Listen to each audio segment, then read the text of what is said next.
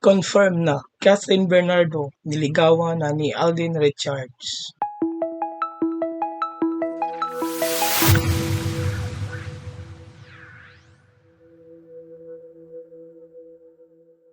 Sa kamakailan na naganap na housewarming party ni Catherine Bernardo ay nandoon din si Alden Richards. At sa kuha ng video ng mga bisita doon, makikita na parang pinupush si Alden at Catherine sa isa't isa. Para bang pinapares silang dalawa ng mga kaibigan ni Kat. At hindi lang yan, yung mga kapamilya ni Catherine ay gustong-gusto nila si Alden para kay Kat. Sa mga obserbasyon naman sa mga ginagawa ni Alden sa housewarming party, ayon sa mga manlalapit na kakilala ni Catherine, si Alden ay walang duda na naniligaw na kay Kat. Kagaya na lang sa kuha ng video na ito. Sa videong ito, makikita na parang nagsiserve si Alden o parang abala siya sa pag-asikaso sa mga bisita at sa mga kaibigan ni Catherine. At ito pa ang mas makakakilig sa mga Katdin fans. Yung pamilya ni Catherine ay bet na bet itong si Alden. Kasi daw itong si Alden